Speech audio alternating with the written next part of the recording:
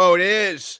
It is. Monday episode. Happy Monday, if there is such a thing, here on Donno Daily on the 5 Reasons Sports Network. We are live across the 5 Reasons Sports YouTube platform. So do me, us, and the network a favor. 2 favors.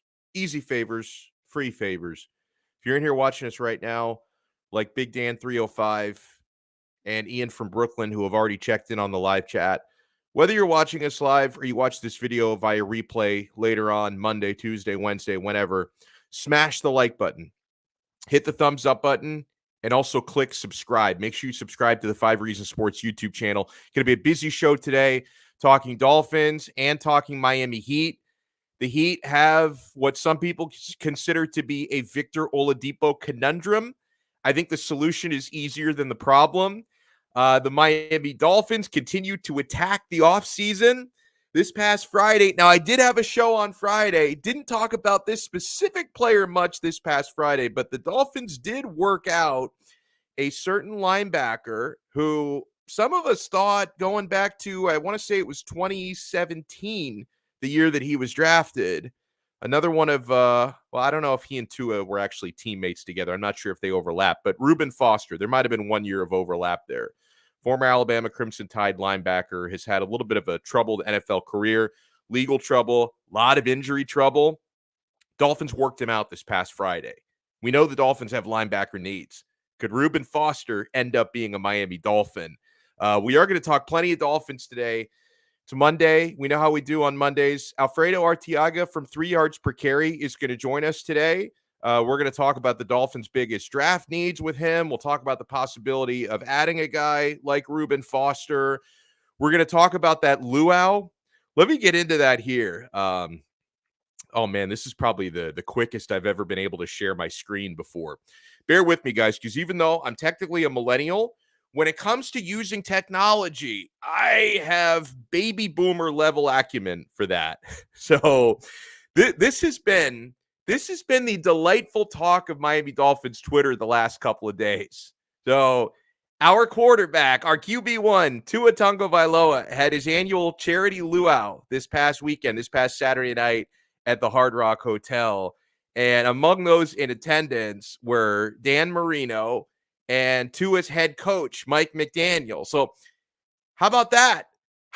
We've got a head coach that actually comes out to support his quarterback, unlike the previous guy who spent more time thinking of who the next quarterback should be than supporting his quarterback. And listen, this has been one of the most delightful things on social media the last couple of days. Mike McDaniel, I knew even before he was hired by the Miami Dolphins, going back and watching some footage of his old interviews when he was offensive coordinator with the San Francisco 49ers this past year, I knew the fan base was going to love this guy. They'll love him even more if he and the Dolphins win a lot of games.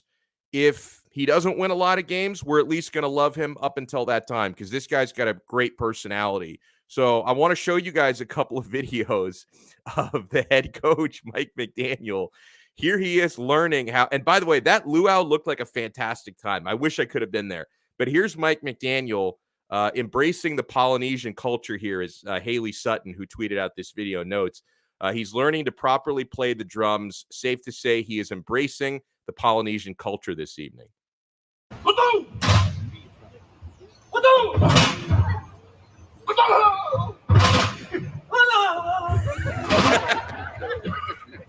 Don't look at me. Look over there.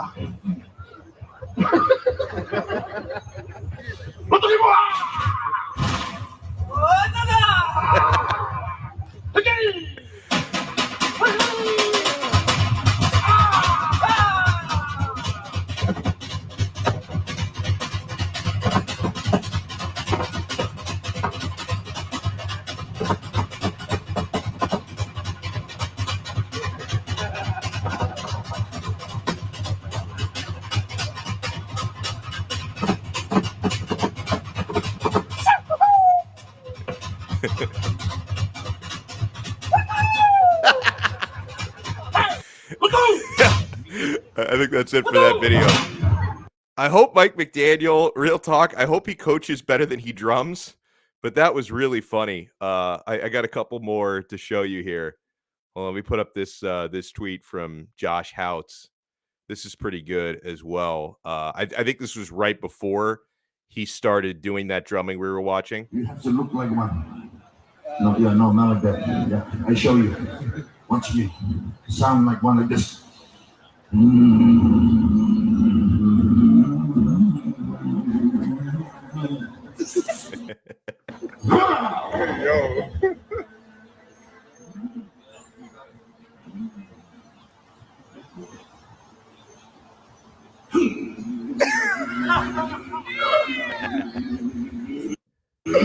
Yo. Yeah. You have to look like one. Oh my God. No, yeah, no, not like that. Yeah, I show you. So he had to look and sound like a warrior. And lastly here from that luau, and there's a lot more media from that. So if you guys, I think that's one of the reasons why the Miami Dolphins are trending today. I think there's a couple of different reasons why the Dolphins are trending. Part of that has to do with the Sean Payton and Tom Brady stuff coming up again. Dave Hyde wrote about it in the Sun Sentinel this morning. But here's another video. This is tweeted out by Nikki Smokes on, and this is a quick one, Tua on Channel 4 talking about how much it meant to him to have his head coach, quarterback coach, and OC supporting his charity event. To be able to have our OC, my quarterback's coach, our head coach here in support of this. To me, I've never witnessed that. So to be able to have. Now, indirectly, that's got to be a not so subtle dig at Brian Flores, right? And, Tua is such a nice, positive guy. I don't even think he meant it to be a dig. Like, he wasn't like, oh, yeah, the news cameras are on me now. Let me use this opportunity to rip Brian Flores. But doesn't that speak volumes? Like, this guy puts on a charity event in South Florida every single year to benefit children, and it looks like a really great-ass time out there with the luau. I was reading some tweets from Travis Wingfield, who works on the Dolphins broadcasting team. He talked about how amazing the food is. Oh, my God. I love luaus. I've only been to one luau in my life, and I was a kid. I remember it like it was yesterday. I've never been to Hawaii. The closest that I have come to an authentic luau was, I'm not sure if they've been doing these the last couple of years because of COVID, but have you guys ever been to, and I was there probably 25 years ago, but have you guys ever been to the luau they do at the Polynesian Resort at Disney World? Like, they do the big outdoor luau there. I must have gone like 25, 26 years ago when I was 11 or 12 years old. Time of my freaking life. They had the hula dancers, the drummers. There were people breathing fire. They were roasting the meats. Oh, my God. I was in heaven. I was in heaven, and it's one of my biggest regrets. I still hopefully have a lot of time left on this earth, but one of my biggest regrets so far is not having been to Hawaii. So I hope to be out there at some point. But come on. Whether Tua intended that or not to be a dig at Brian Flores, it's got to be a dig when he talks about it there. That's something I've never witnessed before, in having his offensive coordinator, quarterback coach, and head coach supporting his luau. So I thought that was really cool. Now, I know that, and obviously you guys know that I say nice things about Tua every now and then. I'm certainly not Tua-non. I've been skeptical of Tua as a player. I like this tweet that I get from our guy Mike, who's a great Dolphins fan. He's not a Tua believer. He says, "So what's next? Cuddle parties at Tua's? Maybe before they break the huddle, they can group hug. That will empower them to overcome these nasty Bills defenders." Obviously we can make jokes about how, like, oh, look, Dolphins Twitter so excited to see McDaniel out there. Dan Marino made a cameo out at the luau as well, that, oh, this is going to empower Tua to be the best version of himself. It's not the end all be all, but bros, whatever workplace we're in, whether you work in an office, whether you work construction, whether you work outdoors, whether you work a crazy job like media, it's nice to be supported by your employers. Like, it's always a good thing. I've been in some great work environments before, and I'm in a couple of those now, a few of those actually, Like the work environment here at Five Reasons Sports, it's incredible. Now, pretty much everyone's virtual. We don't have like too many face-to-face board meetings or anything, but it's a great work environment. I recently started on the Locked On network hosting Locked On Canes. That's an awesome environment. Same sort of thing. But you know what? That's like in most workplaces these days. You're mostly meeting with people virtual and interacting, emails and stuff like that. But yeah, I'm in some great work environments these days. I've also in my professional life, I've been in some shit work environments where I've had toxic bosses. I've been in environments where people hate each other and there's backstabbing left and right. It's better for everyone's success. Now, that doesn't guarantee Tua's going to need more than that, right? They're giving Tua a lot this offseason. They've given him more weapons. They've given him better offensive linemen. And I think they're going to continue to build the offense because we're not done necessarily in free agency. But we still have the draft coming up. You've got I think an improved offensive coaching staff at the very least. Defensive staff is pretty much the same as last year. And it seems like there's more chemistry right now in the Dolphins front office. So at the end of the day, Tua still needs to perform. Like Tua still needs to take advantage of all the harmony and added weapons he's been given. But this stuff can't hurt, folks. Like this stuff cannot hurt to try and put not only your quarterback, but every player on that team in a better position to succeed and a better work environment. That is the goal, no matter what line of work you're in, no matter what line of work, whether you're a professional football player or, a professional plumber, no matter what situation you're in life, it's better to have that work environment, man. This is funny from Alex M. You think McDaniel was scouting for offensive linemen over there? The dude on the drums, he looks like you could plug and play him at starting center tomorrow. That is a fantastic point there. Oh, man. Ian from Brooklyn, who was the first guy in on the chat today, so kudos to Ian. He says, all McDaniel has to do now is lead, inspire men, and win. So basically you're saying he's got everything. Still,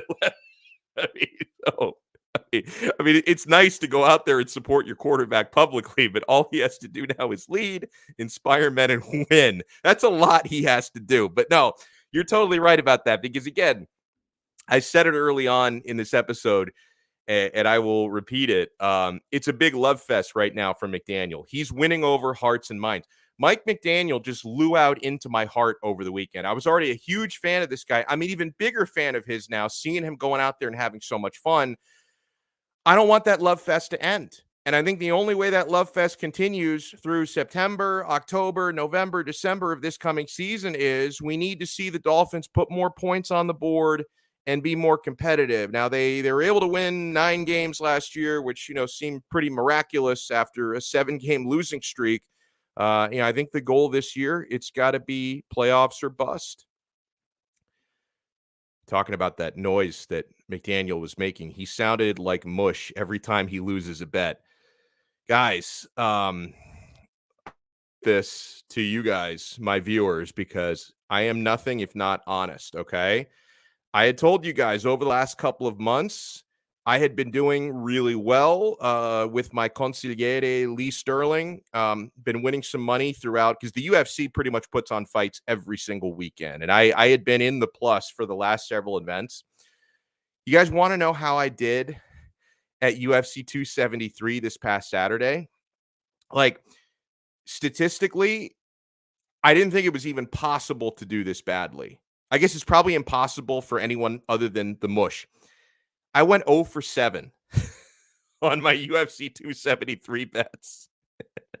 There was only one fight where I had picked a correct winner, but I had to pick method of victory for that one, and I predicted this guy to win by decision, and he won by TKO. I went 0 for 7 on the UFC card. I'm laughing about it. It was a bloodbath. We're going to have to win it back this coming week. So listen, I know Brooklyn Rob won't be surprised to hear that I had an 0 for 7 betting night. And, no, I did not. He says, yep, you're back. No, here's the thing.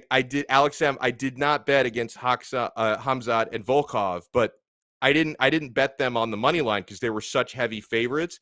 I had them in it was a 4-fight parlay, but Aljamain Sterling winning his fight actually blew up my parlay. So I bet on them as a part of a parlay because I wasn't going to bet like minus 750 and like minus 1,000 on them individually.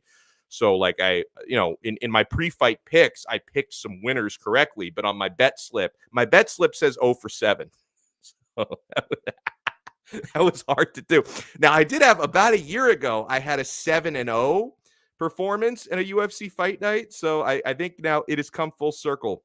But let's bring on our featured guest for the day, who I'm sure enjoyed that Luau footage as much as all of us did. Alfredo Arteaga, who does an awesome job in the only Dolphins podcast you really need in your life, and that's 3 yards per carry, which is tremendous. Have you guys dropped an episode this week yet, or is that coming in the next couple days? Yeah, dropped this morning. We That's did right. running backs this morning. So yeah, it dropped this morning. And I got a fix for your gambling problem. What you do, since you went 0-7 this week, right? Mm-hmm. There's a card this weekend. There's a boxing. Errol Spence is defending his title against Yordenis Ugas. What you do is you bet double whatever you lost, right? Perfect. That's what can go wrong. That's perfect. And then if you go 0-7 again, then you got to bet triple the following week, right? Eventually, you're gonna win, right? You know what? It's funny you say that. That is like I know somebody who's he's kind of a high roller, like playing table games in casinos. And that's actually his exact strategy in blackjack. And it's worked for him. So like his motto is you lose a hand, then you bet double that on the next hand. And if you lose that hand, then I'm due theory. Yeah. I'm due theory. So you double your bet every time. And I tried to do that once a few years back at a Vegas blackjack table. The problem I ran into was I forgot about table limits. That I was playing at like a low roller table that had a $500 bet limit, and I lost so many hands that I got up to the limit and I couldn't double my bet anymore. I'm like, oh man, that's the flaw in my plan. Because this dude plays at like high roller tables where he could double his bet. Eventually he was going to win. I don't know if there was a table limit or he never hit the table limit. I hit the $500 table limit, so I couldn't win my money back. Yeah. Well, but you gotta. Yeah, the I'm due theory. What doesn't work with that? The I am due theory is that the math actually doesn't work out. Oh, because really? everybody goes to a roulette table, says, "Look," and you look at the little board, and you see it's hit black 15 straight times. So that means that red is due, right? Yeah, red is. So go put all your money on red, right? What you don't understand is that it's entirely possible that it could hit black 15,000 times in a row. That's a good because every time you roll, it's 50-50. Yeah, it's completely random. So there is no such thing as I am due, except in the UFC. Like you go 0 for 7 in the UFC, yeah, just double your bets this weekend. Okay, it's impossible that you're going to be this bad picking fights, right? I know when I went 0 for 7, I can't I picked up my phone and I almost called like the 1-800 like admit it hotline. I'm like, this is so bad. I need to call. I mean, well, all said and done, I think I lost less than 200 on the entire card, but I was like, I need to call 1-800 admit it was so bad. My problem betting the UFC is that I love playing 3-fight parlays. Yeah. And if you could get paid for hitting 2 out of 3, that'd be awesome, right? That would be awesome. I'd be a billionaire. I'd be a billionaire right now. I'd buy the UFC if that were the case, right? The problem is, you know how many times I hit the first leg, the second leg, and I always lose the third leg, and I'm thinking to myself, what's wrong with me? How come I can't hit the 3 legs? Maybe I should start betting 2-fight parlays, right? Yeah. Well, and the problem with when you lose on the third leg, because a lot of the betting sites will give you like a cash out option. So if you've hit the first 2, like you can cash out for like a small profit, but then you're like, well, why would I do that when I'm clearly going to hit the third? Yeah, here's fight? the lock. Here's my lock, right? Like Mackenzie Dern. Yes. I'm still fuming over that one. Yep. Not this last fight, but her fight before that. She was the culmination of a 4-fight parlay. She blew it for me. Yep. Yeah. So it wasn't my fault I lost. It was Mackenzie Dern's fault that I lost. I've been there, brother. So, okay. So we're looking at some of the things outside of the amazing Luau, some of the things going on with the Miami Dolphins. So this past Friday, they worked out former Alabama linebacker Reuben Foster. And I can remember wanting to draft him back. I think it was 2017 when he came out. He's had a lot of issues, though, over the last 4 years, Alfredo. He's had legal issues, has been arrested a couple of times for domestic violence. The charges were dropped both times. He's had, I think he's missed the past 2 years for injuries. So it's been a really long time since he's actually played. Do you think he's going to end up a Miami Dolphin? Is it worth a gamble on Reuben Foster? I love to see what they saw in him, right? Yeah. They called him out of what looked like retirement to work out. So if he gets signed or he gets a camp invite, I don't even think that he warrants a contract. I think he warrants like a camp invite to see what there is, And if he can play, this is a former first-round pick, and he's not over the hill. He was drafted less than 5 years ago.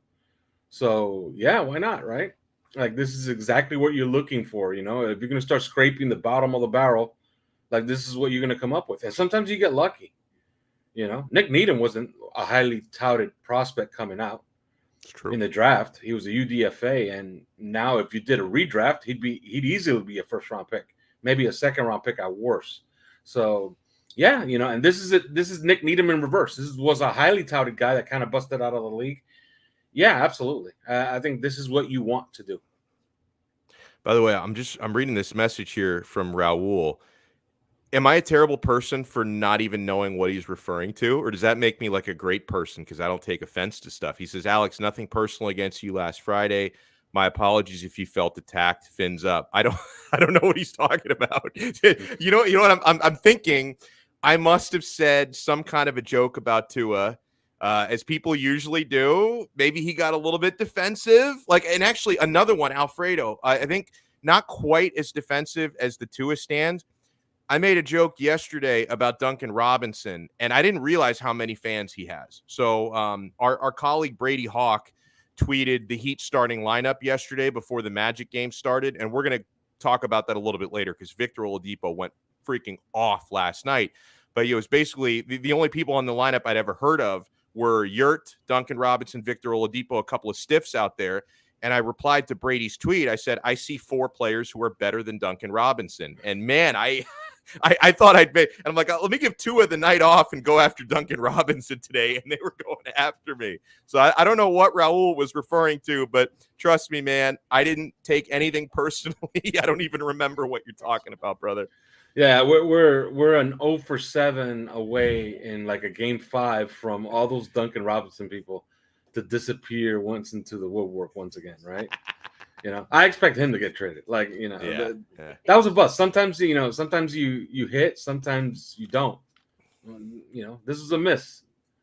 But they couldn't let him go, right? You couldn't let Duncan Robinson go for nothing. No. So you sign him, and look, maybe they get something for him now this offseason. But this season, it's been a bust. Although, if you look at his last 30 days, and this is what everybody says, if you look at the last 9 days, or if you look at the last 11 days, or you look at the last 24 hours, he's been shooting the ball much, much better. So we shall see in the playoffs, but they need him. They absolutely do. So, we were talking before you came on, we were showing some of the Mike McDaniel footage at Tua's Luau, and that looked like a really good time. And I know some people are making light of it, and even a guy like me who's poked fun at Tua before, I don't make light of this. I think having a head coach and a coaching staff and a front office who is fully supportive, not only of the quarterback, but everyone on the roster, like no matter what line of work you're in, I think it's important to have a good, constructive working environment. So I love the fact that, Tua seemed very appreciative that McDaniel and company were out there having so much fun. Like it feels so different from the Brian Flores era, from on the field to off the field. This is already feeling so different than the last 3 years. Absolutely. And it's and the examples are there every day. Last week, Emmanuel Ogbah and Xavier Howard met with the media. They did their own little press conference, and you can't help but think, look, like these guys are obviously throwing shade at the previous regime. Yeah. When they're saying they walk into the building, that before they were walking into the building, almost dreading walking into the building sometime in April, and now they're walking in and everybody was saying hi and hello and shaking hands, and everybody was happy to see each other once again. And the same thing with this, Tua, he just volunteered that it means a lot to have, your OC and your head coach and your teammates come out and support something you're doing. And it seemed like he was saying like that's the first time it's happened. He literally said that. He said it's something like, I've never seen anything like this before, he said. And that's what I took. And I don't think Tua necessarily intended it to be this, but that's a shot at Brian Flores. Whether Tua intended it or not, that is a shot at Flo. Yeah, absolutely. And, are the players lying now? I think it's a safe bet that a lot of those whispers and those rumors about Brian Flores are probably true. Yeah. Because I remember way back when certain people in the media were saying that a lot of these players were not going to return because, Brian Flores was gone and they might follow Brian Flores wherever he went, right? Well, guess what? They re-signed every single one of them on defense back to the Miami Dolphins, except one, Justin Coleman. And he didn't follow Brian Flores. He went, I believe, to Seattle. So, yeah, it seems to me like all of those whispers were real. Now, speaking of whispers, I saw the Dolphins were probably still are trending on Twitter today. And I think a big part of the reason why they were trending was, and this is not the first time this has been reported or talked about, but Dave Hyde from the South Florida Sun-Sentinel just wrote a piece, I think published this morning, about how, if not for the Flores lawsuit, the Dolphins were targeting like a combo of Tom Brady to come in and be part owner, perhaps also the quarterback, Sean Payton to be the head coach, and the Flores lawsuit blew that up. I've noticed Dolphin fans get very angry when they see that, and this headline's been recycled a few times. Like a Boston paper wrote about it within the last couple weeks. Armando Salguero wrote about it. Mike Florio from Pro Football Talk has written about it. How much truth and merit do you think was there to that, and why do you think it upsets so many Dolphins fans? Do you think they don't want any distractions to be coming out in the media right now? Why do you think it angers so many people to see that? Well, I think it angers a lot of people because they use their common sense. And Mike Florio likes to start all of these reports by saying, if not for the Brian Flores lawsuit, what does the Brian Flores lawsuit have to do with any of that? It came straight from the horse's mouth. Okay. Chris Greer had a press conference and he was, I thought he volunteered more than he had ever had here before when they asked him about all of these things. And he said, yeah, we contacted the Saints about Sean Payton. And they said, no. Okay. That's it. That's it. It's not because of the Brian Flores lawsuit. It's because the Saints said no. And that's it. It's the end of story right there. That's where the story should start and end right there. Right. Because it seems to me the Brian Flores lawsuit hasn't stopped them from doing anything else they wanted to do. Yeah, right. That's true. Because I also remember when Mike Florio himself was saying that the Dolphins might have problems bringing in, free agents because of the Brian Flores lawsuit. Guess what? They got basically everybody they wanted to. Yeah. Okay. And then some I didn't even think were on the radar, right? They got everybody they wanted, and they traded for Tyreek Hill. Yeah, and they kept the entire defense. They brought them all back. Yeah. They had 4 free agents. All 4 of them are back, including 2 pretty important ones. Their corner and their best edge player, and Emmanuel Agua. So, yeah, I believe that that's something that they were thinking about, but it died. It died as soon as New Orleans said no. Now New Orleans said yes. Think of it this way. Instead of Tyreek Hill, you would have had Sean Payton. Which one do you want? I'll take Tyreek Hill. Because I'm pretty sure that's what it would have cost. It would have cost at least that first round pick. Yeah, I would rather have Tyreek Hill and Mike McDaniel than Sean Payton and no Tyreek Hill. Yeah, because look, this is a little bit of information. We've known for a while now that as their pick kept getting worse and worse, as the 49ers kept winning, and then they made the playoffs. And because you remember when the season ended, had they lost that last game against the Rams, that pick would have been like 14th. Yeah. But it turns out they won that game, so they made the playoffs. So after you make the playoffs, then they start winning games, and that pick kept getting worse and worse. They made a decision very early on when they saw that pick moving into the late 20s that they were going to use that pick for a disgruntled player. And eventually, I guess they tried to get Sean Payton with that pick, and then they pivoted to a player. And I'm pretty sure they were in on everybody. Debo Samuel, DK Metcalf, and then Tyreek Hill is the one that became available, and that's who they got. So we're joined here by Alfredo Arteaga, who does an awesome job on the 3 Yards Per Carry podcast. And just to let our viewers know, we're going to be talking about this throughout the week, making the case for best regular seasons in the history of our local teams. And I think I'm going to do a crossover later this week with Ethan Skolnick on either his show or my show to kind of, talk about all the submissions. Now, Alfredo Arteaga has the awesome job of being able to represent the Dolphins, who have had, I think, without argument, certainly the best season in South Florida history, with postseason included, probably the best regular season as well, because they had to go 14-0 in the regular season before they could go 17-0 back in 1972. They also had an awesome regular season and postseason in 1984, Alfredo, and you're a perfect person to talk about with this, because not only do you cover the Dolphins at a high level, you're basically a Dolphins scholar. Like there's nothing about the history of this team you do not know. So you could talk a little bit about 72 if you want. But what do you think are like 2 or 3 best regular seasons in Miami Dolphins history? Well, the obvious ones are the 2 championship years, right? Yeah. But I would submit the 1984, at least, in the modern era, as modern as you can make 1984, because when you think about it, it's almost 40 years ago. But 1984, if you go back, and now all there is Football Reference, so you can look at it and it says, oh, whoa, they were 14-2. That was one of the few cases where a team, Big Heat 3 had this as well, but it was one of the few cases where the season started and you expected to make the Super Bowl.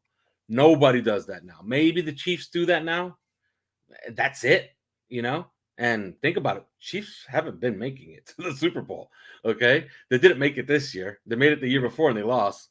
So maybe the Chiefs are the only team that can do that. But other than the Chiefs now, back then, the 1984 Dolphins, that season started, and everybody expected, you know what? Miami will be in the Super Bowl. They started that season off 11-0. Wow. Okay. They lost 2 games. They lost to the Chargers and the Raiders. And the Raiders game that they lost to, Marino threw for like almost 480 yards and 6 touchdowns and actually lost. Jeez. In a shootout. So, yeah. And then, they run through, like the playoffs were never even a challenge. They beat the Seahawks 31-10, and then they beat the Steelers 45-24, I believe. Wow. So, those games were not close in the playoffs. There were foregone conclusions. But here comes the problem.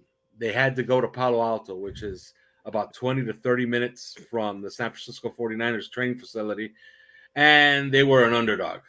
So they were on the road and an underdog as a 14-2 team, because the 49ers were 15-1 that year. So, and then, of course, they had a lead in that game, and then it just ballooned, it just blew up in their face the rest of the way. They got blown out.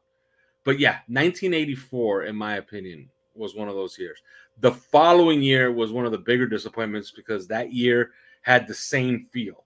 Yeah. Like everybody's just thinking, okay, let's get this over with, because once we get in the playoffs, we're going back to the Super Bowl. And that's the year that they beat the Bears on Monday night. That Dolphin team was 12-4, which is pretty good as well. They win their first round game in a comeback against the Browns, and then they had to play in the AFC Championship game at home against the Patriots, and they lose after they turned it over like 6 times. So, those 2 seasons right there are probably the best regular seasons that I can remember as a Dolphin fan. Wow. And we're going to make the case for the other pro teams later this week. We'll make the case for the Canes as well. I think I'm probably going to bring on Vishnu Parasuraman later this week for that. Of course, I'm even bigger Canes fan than I am. And you know what? And I'm going to throw in a third one. The 91 season, which ended in the AFC Championship game in 92. I remember that. That Dolphin team, if you remember back then, the Dolphins and the Bills, it was a matter of who could win the division, right? Yep. Well, oddly enough, that year was the year the Dolphins won the division and had home field throughout the playoffs. Okay? And who do they play? They played all year to get that home field advantage. They get it. They play the Bills in the AFC Championship game in Miami. So everything's gone according to plan, right? They lose at home. So because I remember back then the debate was, look, you got to get better than the Bills. so you could get the playoff game here in Miami and Right. not in Buffalo. Because every time we go out in the snow, we lose, right? Well, this time they actually pulled it off. Yeah. They win the division. They play the AFC Championship game at home against the Bills, and they lose because they couldn't cover a screen pass. So, yeah. So that's probably the honorable mention. That's third. Wow. Now, I can ask you this because I know you're a gigantic Canes fan, as I am as well. Have had some unbelievable regular seasons for the Miami Hurricanes as well. You know, I think there's a couple that people forget because they didn't finish the job, like for a national championship. 86, 2002, a couple of years when they didn't win all of it. Obviously, 2001, arguably the greatest college football team of all time, and they did finish the job and win the title. And so, listen, for a guy born in the early 80s like myself, I know it's been a long time since the Hurricanes have been relevant and consistently relevant, but I have been spoiled to see several championships and some unbelievable regular seasons, Alfredo. Yeah, Hurricanes, I would say 2001 was probably their best regular season, although the 86 team was overwhelming. They're insane. But in 2001, if I'm correct, they only had one close game, which was the against BC Boston game. College. Yep. Boston College at the end of the season. That was it. Every game was an absolute blowout, including some games during that season that was supposed to be close.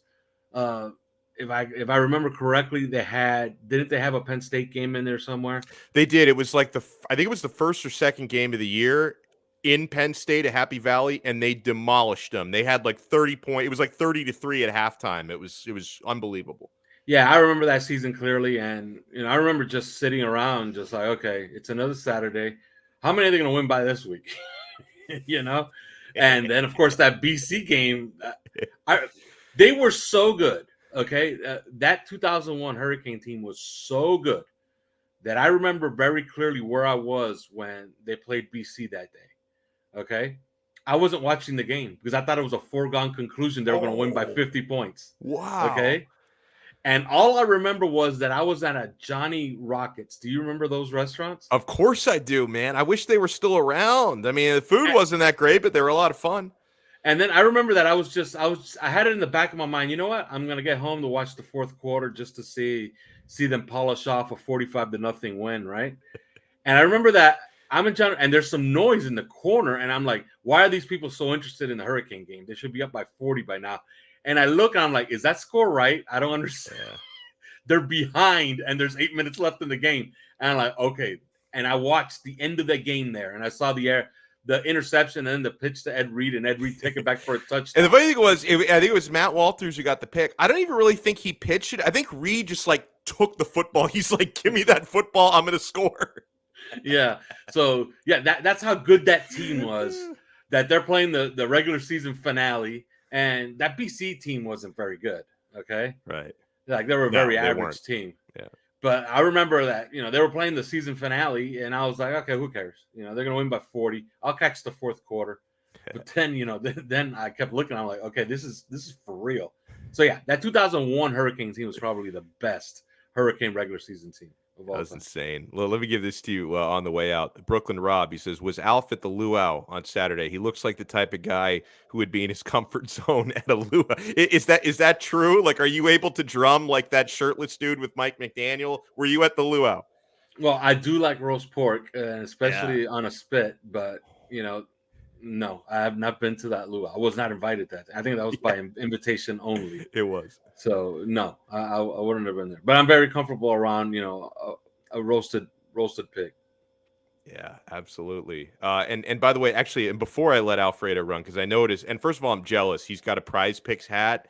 He's wearing a Prize Picks hat. Guys, I want to remind you, Prize Picks is the official daily fantasy sports partner of the 5 Reasons Sports Network. Let me pull up the code here. Use our code 5. Should be an easy one to remember, right? You just got to spell it out, F-I-V-E. When you sign up at prizepicks.com and the PrizePicks mobile app, if you use our code 5, F-I-V-E, they're going to match your first deposit 100% up to $100. And I know you're like me, Alfredo. I'm on Prize Picks all the time because it combines my love for daily fantasy because I love the instant gratification. And I also love parlays. Now, even though I didn't have very good parlays, UFC 273 this past weekend, I've done well for myself on some of these Prize Picks parlays where it's just you versus the numbers.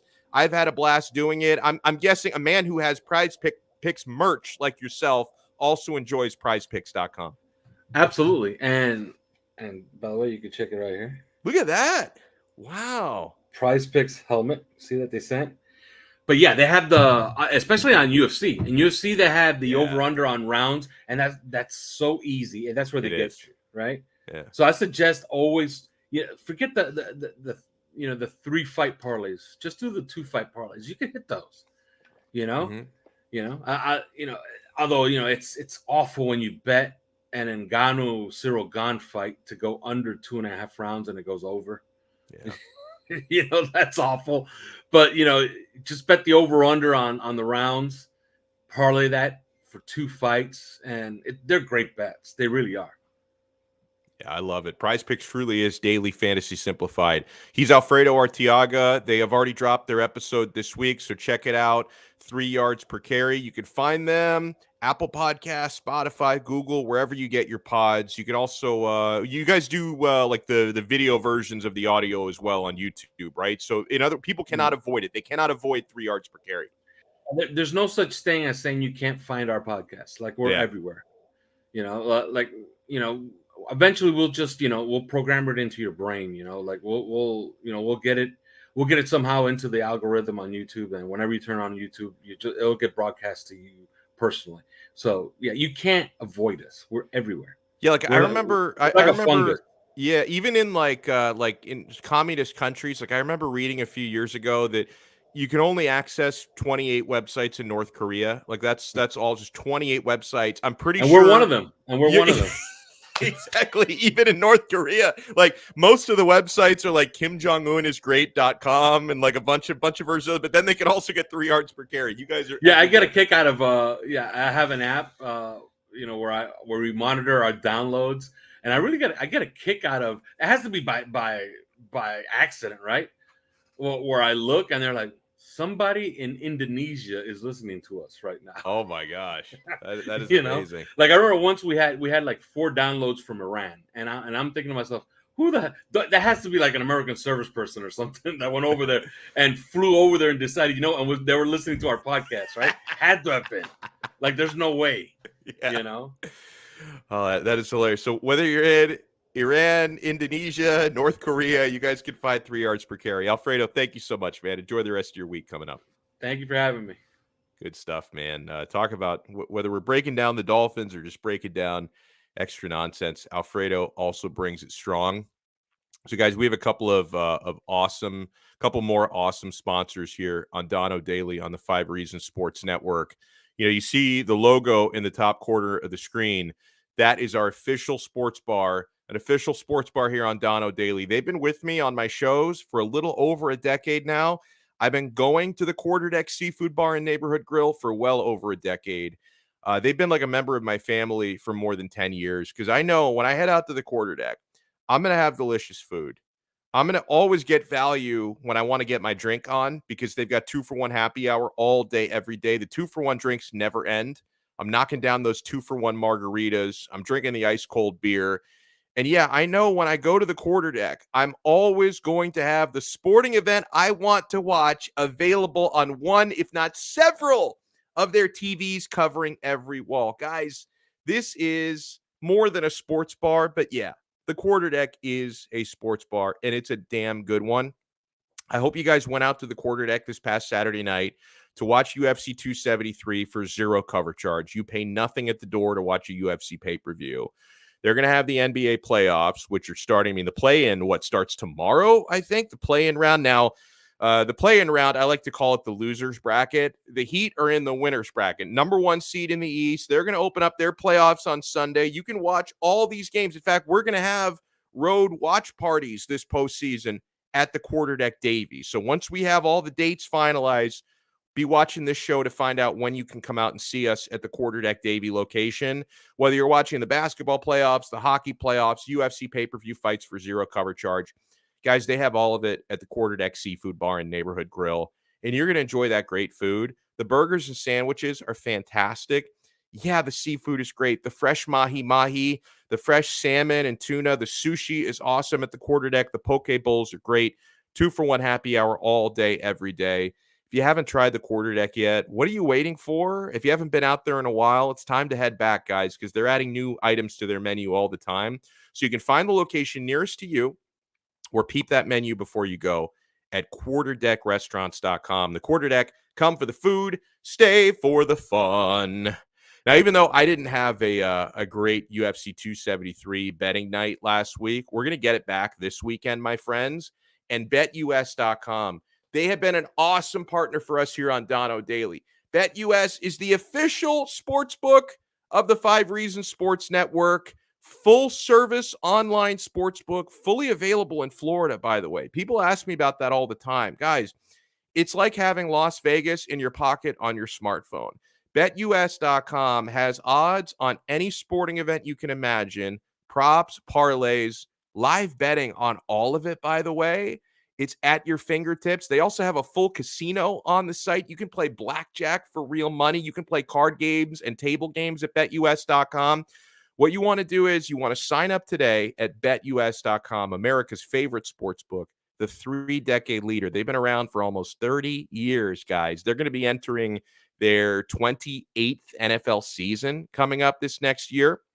So sign up today at BetUS.com, and we have the best bonus in the industry for you. Type in our code when you make your deposit, 5RSN125. When you type in 5RSN125, write it down if you think you're going to forget it. 5RSN125. They're going to give you a 125% sign-up bonus. If you deposit $100, they're going to give you $125 of free play money on top of your deposit. You deposit $1,000, they're going to give you $1,125 on top of your deposit. Guys, this is the best deal in the gambling space. BetUS.com. Use our code 5RSN125 and bet on sports, horses, pop culture props, play in their casino. You're going to have so much fun seeing all the options they have available at BetUS.com. You bet, you win, you get paid. BetUS.com. Ooh, and you know, Cliff D is onto something. Hit that like button. Hit that like button. Make sure you subscribe to our channel, 5 Reasons Sports on YouTube. The Heat lost to Orlando yesterday. Doesn't matter. Had already locked in the number 1 seed. You gave some valuable rest to starters and rotational players who needed it.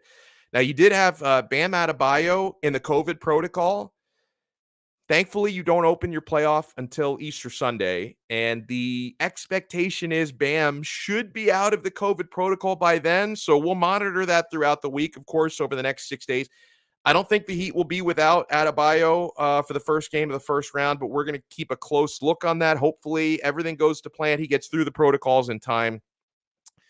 Victor Oladipo was in the starting lineup yesterday, and my goodness, Dipo, he has shot in his last 2 appearances. He shot 70% from 3. He scores 40 with a double-double yesterday.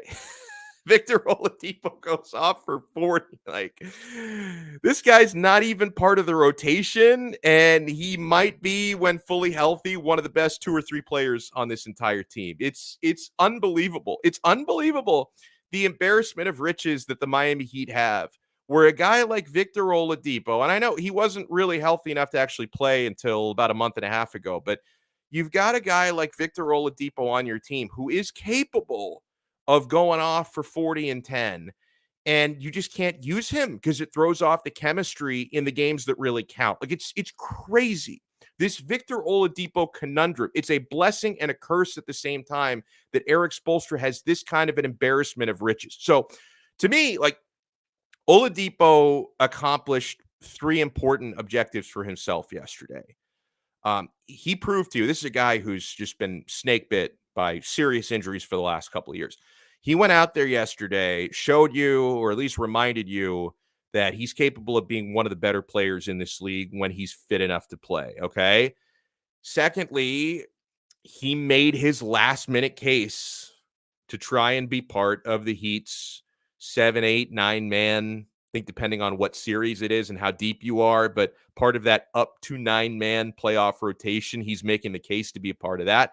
But then thirdly, and I think most importantly for Oladipo, that may have been his final chance to audition for free agency this coming offseason, because he's going to be a free agent. I think he's probably likely to land somewhere else, but at least Oladipo gave you that taste. The guys, I'm back, I'm able to play, I'm healthy, and I can go out there and score 40.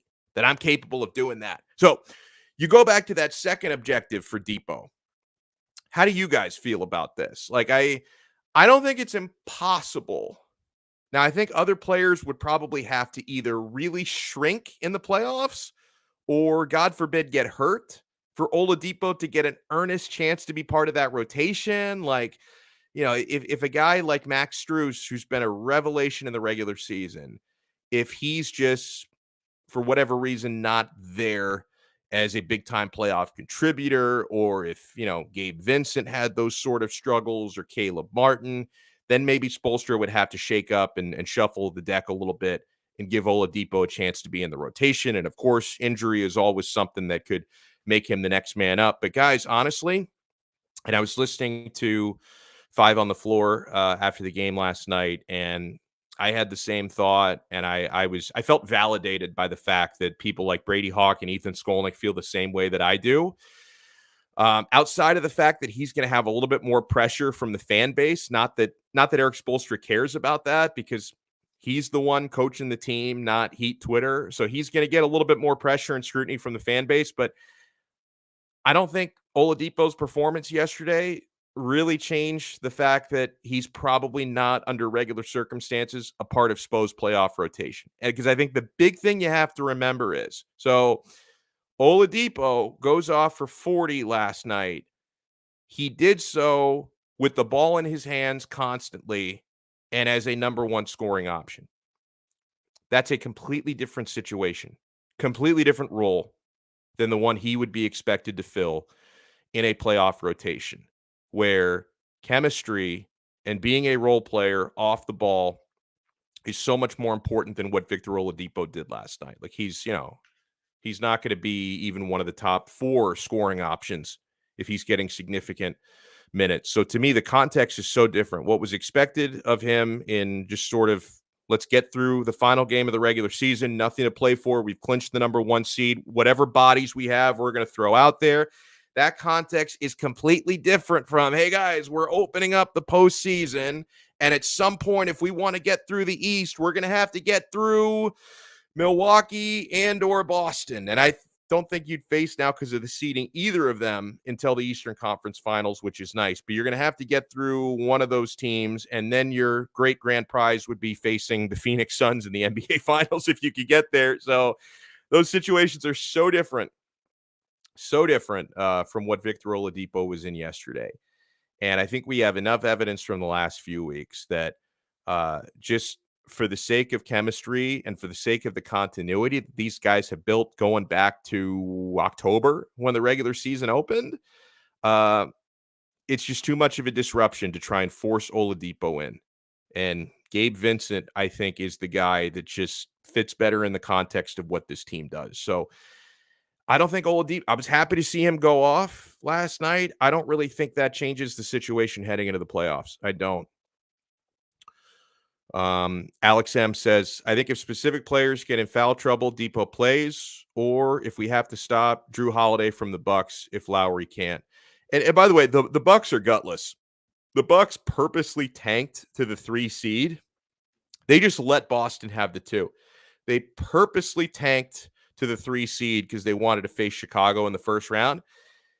That's not how champions behave. That's how cowards behave. That's how cowards behave, where you just hand a seed to Boston because you want to manipulate your first round matchup. If karma is real, and I think karma is real, and karma's a bitch, I hope karma bites Milwaukee in the ass for that, because they were cowardly. They manipulated their seeding. They tanked their final game. Boston actually went for it and took the second seed, while Milwaukee just completely gave it to them. I hope that they end up like losing some wild upset to Chicago in the first round. And the Chicago Bulls are frauds, but if they can like conjure up 4 really good games out of 7 against Milwaukee, I would love to see the Bucks. I don't think it's going to happen, but I think karmically they deserve it, because that's not the way defending champions behave. As defending champions, they were afraid, they were scared. It's why in the first round, you're going to face whoever I guess comes in technically second out of the 4-team play-in.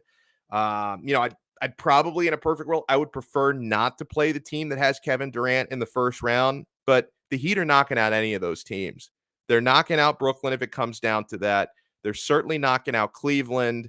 They're knocking out Charlotte. They're knocking out Atlanta. So I'm not afraid. I think certain series there would be easier than others potentially, but I'm not scared of the first round the way Milwaukee are scared of the first round. Bunch of cowards. I hope they get just beaten in some spectacular first-round upset. I really hope they do. Primetime Zach Wilson says, the Heat going out in the first round, so who cares what the Bucks... What are you talking? Primetime Zach Wilson! Oh, and by the way, Zach Wilson, it's an honor, sir, that you would be watching the show live and commenting on the show. Zach, how come no one wants to play for your Jets? I'm reading these stories this morning coming out of New York about how several free agents have turned down the opportunity to go to the New York Jets. And listen, I know that they were in the Tyreek Hill sweepstakes. They were a finalist, but when it came down to it, Tyreek Hill decided he'd rather play in Miami than play for the New York stinking Jets. What happened to the allure of the Big Apple? What happened to it? So you're telling me people would rather be in Miami than in New York City? Well, that's true, because I don't know a lot of Miami natives who move to New York. I know a lot of New York natives who get the hell out of New York City and move down to Miami.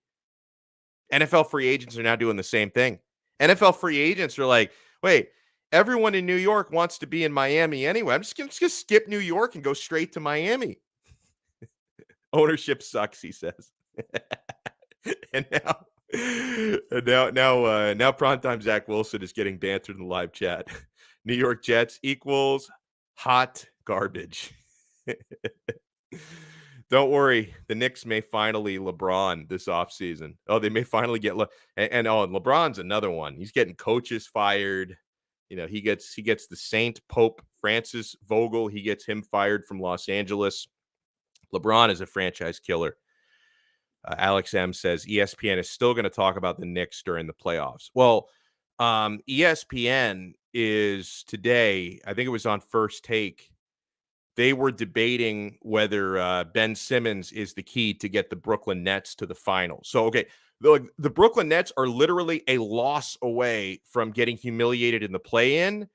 And instead of talking about teams like the Miami Heat and the Phoenix Suns, ESPN, they're constantly talking about the Nets. They're still talking about the Lakers. Like the Lakers aren't even in the play-in, but that's who ESPN is talking about. Like, honestly, some of these ESPN personalities, I don't even think they know who's in the playoffs, because all they're talking about are the Lakers, who are golfing right now, or they're talking about the Nets, who are kind of in the playoffs, but they're in the losers bracket. They got to come through the play-in just to get into the playoffs. Tony 2 times. Oh, so he's the one. He says, I was a Miami native who moved to New York at 14. What was the circuit? Like your dad probably got a job up there, maybe in like the financial circuit or something. I'm just trying to guess here why you would actually move from South Florida to it. It had to have, at 14 years old, it must have been like one of your parents doing something for work. That's what it had to be. He says, did a few years there, Jersey, Daytona Beach, but I always come home, he said. Aren't you like, Tony, are you still over in like Seattle now, I think? I know eventually he's going to move back home. He's going to move back home to Miami at some point. He's going to move back home. Oh, thank you so much. He says, big fan of the show, had to sub while you were live. I'm still live, buddy. I'm still live, and thank you so much. Trap shit. If that's your real name, I'm so sorry for chuckling, but Trap shit, thank you so much, man. Thank you so much for subbing, and thank you so much for watching. Yeah, we've covered a lot of ground today. For those who have just tuned in like the last 10 minutes or so, I know we've been talking about the Miami Heat, the Knicks and Jets being losers, cowardly Milwaukee Bucks who tanked for the 3 seed when they could have had the 2. We did talk a ton of Dolphins early on in this episode. So, like I always say, if you tune in late, because I know we're on live, people tune in and out random times during the hour plus that we're on. If you missed the first part of the show, like if you wanted Dolphins talk, like I'm here for Dolphins talk, but I tuned in at 2:55. He was talking Heat. I don't know what's going on here. We had oodles of Dolphins talk early on, so go back and watch the early part of the show, my friends. And yeah, while you're there, make sure you hit the like button and make sure you subscribe to 5 Reasons Sports. Oh, Tony, I'm a little bit jealous now. He says he's moving to Hawaii in July. Bro, you're gonna be going to a lot of luau's then, huh? I may have to. Like, I consider Tony kind of a friend. I mean, we've been corresponding on social media for years now. Tony, I hope you consider me a good enough friend I can come and visit you out in Hawaii. I've never been there. That's one of those bucket list things. I'd love to get out to Hawaii at some point. So I'm gonna go out there and visit. I'm just gonna show up for dinner. Just gonna show up. Hopefully, you made me like some pineapple upside down cake or something. I'm gonna show up at your house. This can't be true, is it? Jay says Hawaii, good plan, cheaper there. Again, I've never been there, but I can't imagine it's cheaper there because since it's an island, you have to get so many goods like food items and stuff. You've got to get them like either shipped in and flown in from like mainland stuff. So I can't imagine it's cheaper there. I don't know about the real estate. But the real estate can't be cheap. It's freaking paradise, man. So yeah, I don't know. See, here you go. He says not at all. Electric bill in Hawaii is like $300 to $500 a month. Damn. Cheaper than Miami, Jay says. Miami is getting expensive, bro. I mean, if I could find like a place where I can live, and oh, good. I'm totally just gonna show up at your crib. Let me know when you've officially moved out there. Don't even tell me where you live. Just tell me like the date. Like I'm here. I will find you. I don't even know which island you're on. I'm gonna look. I'll look through the Big Island, Oahu. I'm gonna find you somewhere out there, Tony. That's gonna be the way to go. But no, man, Miami's getting so expensive. I mean, I've lived here for the vast majority of my life. When I was a little kid, we traveled around. We lived in a couple different places. I lived for a couple of years in Broward County, but for most of my life, I've lived in the 305. Oh, it's getting too expensive here, my friends. Somebody was telling me, this sounds like hell on earth, but somebody was telling me like the most affordable kind of up and coming place to live these days, like real estate, cost of living and stuff. I've been told Arkansas is like where a lot of people are going to find value. Never been there. But if I can save like thousands of dollars a month, I would consider moving to Arkansas. I keep doing the show. Like I would set up a home studio over there in like Little Rock or wherever the hell I end up. But it's like, man, if I could save some like mortgage money, electric bill money, gas money, because the gas is probably cheaper in Arkansas than it is in Miami. I would go to Arkansas. I'd probably be there for like 2 months and realize this is hell on earth. I gotta get the hell out of here. I gotta get back to Florida. But I would try it, man. I would try it. He says, "What's the biggest sports team?" Well, it's the Razorbacks, like the Razorbacks athletics. It's got to be because they don't have any pro teams. I don't know if they have they probably have some minor league baseball. They probably have like some arena. Does the Arena Football League even still exist? I don't know, but it'd be Razorbacks athletics. But see, if I moved to Arkansas, I wouldn't be covering their teams. I would still keep covering the South Florida teams. Says Arkansas. Do the show in a cave live from Arkansas. They have tons of caves there. Is that true? Like caverns? I will consider it. All right. So before we wrap it up, I want to remind you guys again, please support our awesome sponsors here on Donno Daily and the 5 Reasons Sports Network. BetUS.com is our official sports book. Guys, make sure when you sign up with our code 5RSN125, and they're going to give you a 125% sign-up bonus. This is a full-service online sports book, fully available in Florida. They do not block any of their features in Florida. I know that. I've been a member for over a year at BetUS.com. There is nothing on the site you cannot do in Florida. People ask me about that all the time. Fully available in Florida. Use our code 5RSN125. And if you're looking for a place, to grab dinner tonight, to watch some Here to watch some basketball in the next few days when the playoffs open up. Quarterdeck Seafood Bar and Neighborhood Grill. Food is delicious. 2-for-1 happy hour all day, every day.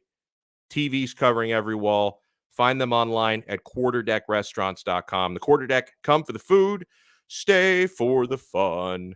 And yeah, make sure you sign up at our daily fantasy sports partner, Prize Picks. Use our code FIVE for a 100% deposit match up to $100. All right, let's throw some shout outs. So Jay, thank you so much. And thank you so much for the information on Arkansas. Lots of caves there. Okay. Like, are they caves? Like, I think I visited a cave once. I swam inside a cave in Mexico, and it was pretty dope. The water in there was really cold, but, it was really cool swimming, snorkeling inside a cave. It was awesome. So thank you so much for the info. Alex M., thank you so much for taking part in the live chat today. Tony 2 times, who's moving to Hawaii, and I'm just going to totally crash for dinner some night. I'm going to fly over there and just take advantage of everything he's got going on when he moves out there. Caesar, thank you so much for tuning in. He says, my parents jumped ship from Queens to Miami when I was 5. Best decision ever. So you were the king of Queens back then. Let's see who else was in today. We like to throw shout outs when we wrap it up. It was an honor to be in the presence of primetime Zach Wilson. Thank you. He says your new head coach was looking a little glassy eyed. He already fall off the wagon. Listen, man, what he does during his off time is no business of ours. No business of ours, sir. Let's see who else. A lot of people today. Trap Shit Williams, thank you so much. And I appreciate you subscribing, and hopefully you smash the like button as well while you're in here. Finn's Tailgate, our guy Chris, hit that like button, my friends.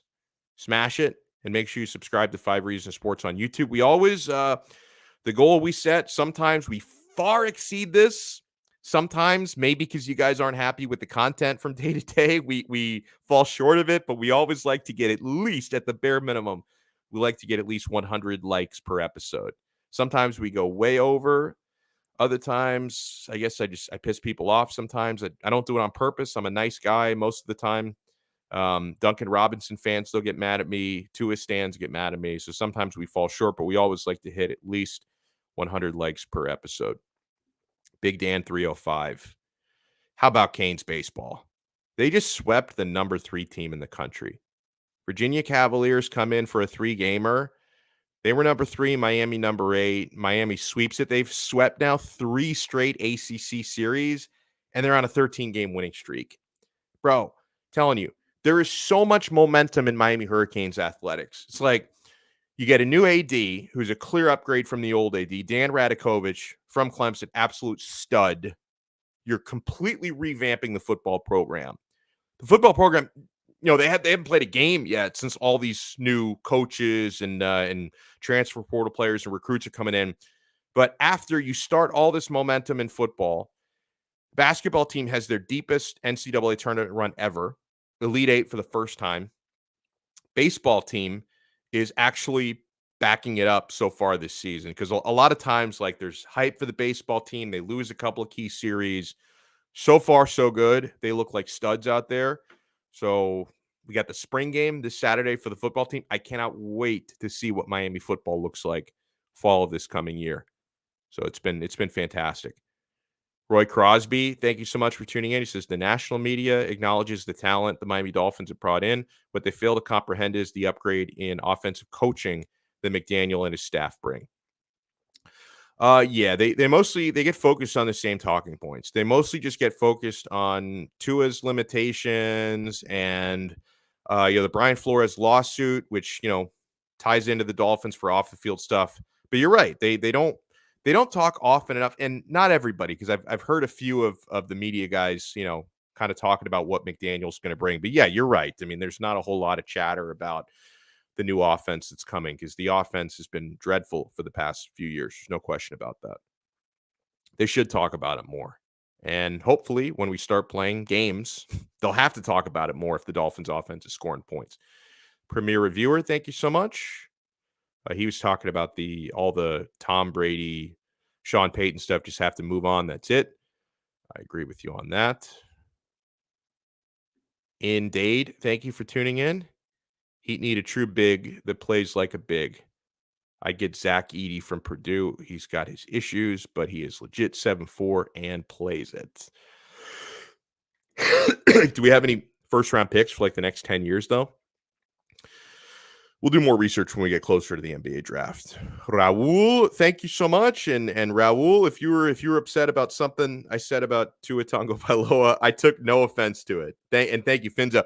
We can all be friends at the end of the day. And guys, I just want to let you know, sometimes I have strong opinions in sports that you guys may not agree with. Sometimes I may troll some of your favorite athletes and you get upset.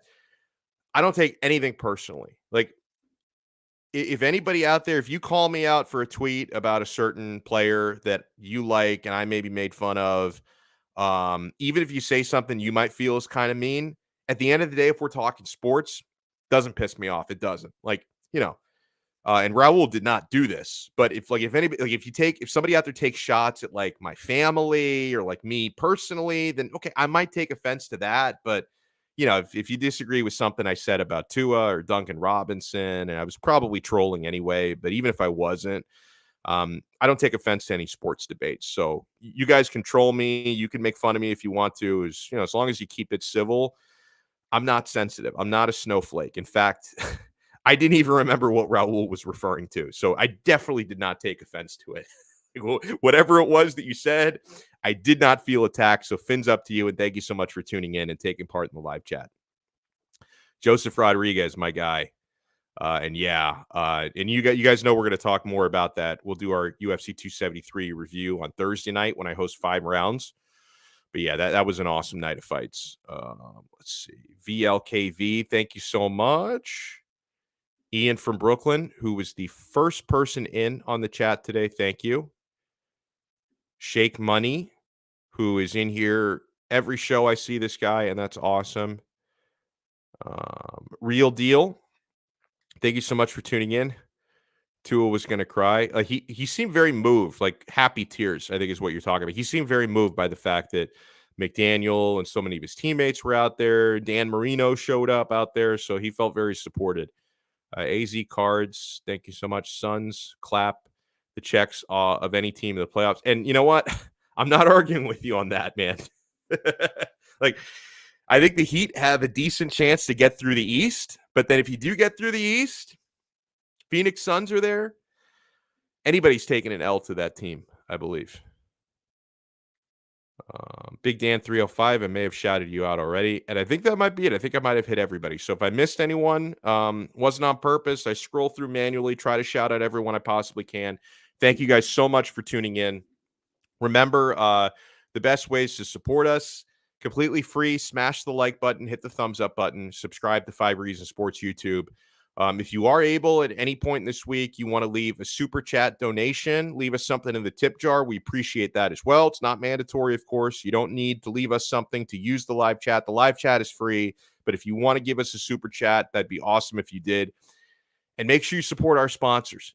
If you're looking for a place to wager online, betus.com with our code 5RSN125. If you're looking for a place to play daily fantasy, prize picks, and if you're looking for an awesome sports bar, Quarter Deck Seafood Bar and Neighborhood Grill. So support our sponsors because they support us, and they support us because you guys support them.